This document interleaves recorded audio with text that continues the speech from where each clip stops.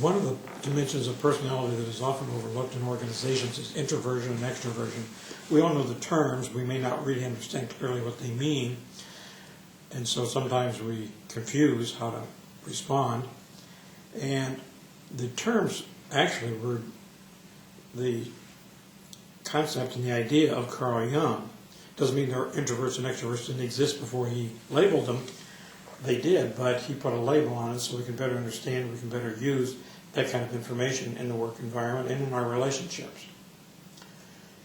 Extroverts are individuals, and this is an inborn capacity. It's not something you choose or you develop, it's just inborn.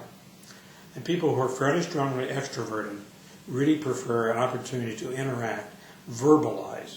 I use the phrase, if you put tape over the mouth of an extrovert, you will impair their ability to think. Because you really do. They have to talk about it. When they talk about it, they know it exists.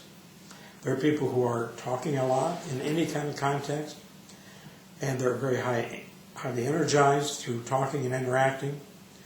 If you put an extrovert in an office all day with themselves, their energy level depletes enormously. They're very bored and they're very frustrated. They must have other people with which they can interact and they can enjoy the interactions. And it stimulates their work, it stimulates their thinking, it stimulates everything about them to have this opportunity to extrovert.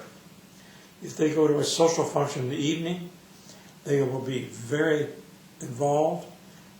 Following the social function, even though they may be physically tired, they cannot go home and immediately go to sleep because they build up all this psychic energy through all this interaction. The more they interact, the more their psychological energy increases. And that's the core of extroversion and introversion. What is the source of our psychological energy? The introvert, on the other hand, is quite different. They lose energy through interaction. They build up energy, psychological energy, through having an opportunity to be quiet, to be alone, to meditate, to read, maybe to watch some television. They can interact, they can be sociable, they can be just as sociable as an extrovert, but it's a different kind of sociability. They're much more private in their exchange. They do not share a lot of private information. Many times introverts are amazed at what extroverts will share about themselves. They don't mind hearing it, listening, but they would never share the same things in a public kind of way. They just have a high need for privacy. At the end of a busy day, or a social event in the evening where they've interacted, they have no problem going home, going to bed, going to sleep. They're exhausted. They've used up all their psychological energy. At the end of a busy day of work, they will go home and they will want to be alone. If some member of the family says, tell me what happened to work today, they will probably say nothing. Nothing happened. They don't want to review it. They don't want to rehearse it because they've already lived it and they want to get away and recoup their energy. They need that time to recoup that energy that they've lost. Now, each of us has a preference for one or the other. Most of us can do both. Some of us have a very strong tendency for extroversion. Some have a stronger tendency for introversion. So we're all on a scale. And there's nothing negative about either dimension. They're just different. And so it makes a different situation in how we relate and how we communicate. If you do not know what an extrovert is thinking, you're not listening. If you do not know what an introvert is thinking, you haven't asked, because they will not voluntarily tell you. So you have to ask and inquire. In a work situation where a group is meeting in a team or a unit or a department, the extroverts are all chattering and all giving information. If the director or the team leader is not aware that introverts are not contributing, they may have to stop and say, what is your thought? What are your ideas about this? Because introverts many times do not share, but they have a wealth of talent and information which may go undiscovered if they're not actually brought into the situation.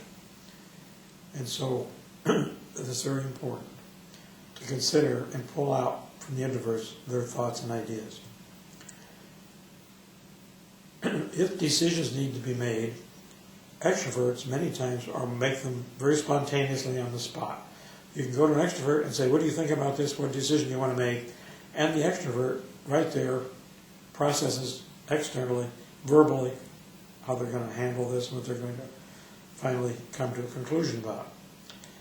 That is a little stressful for introverts. They need time to go back and privately, internally process. So if you have a decision that you want an introvert to make, it's highly recommended you give them some advance notice. Say tomorrow, we need to discuss this issue and we need to come to a decision.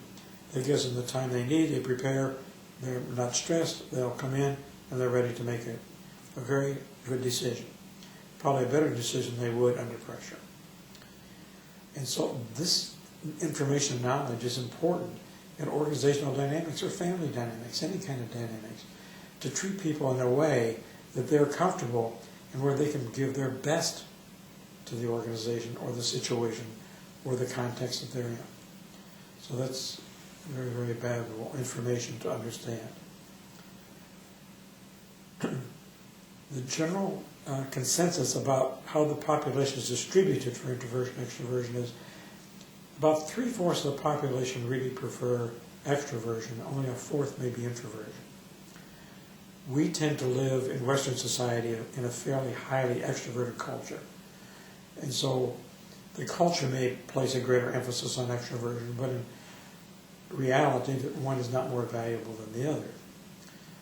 Some cultures value more introversion, and going to a country where meditation and contemplation is highly valued, such as India, an introvert may find a greater cultural support for their introversion they might find in our Western society, where it's pushing all the time for all this high activity.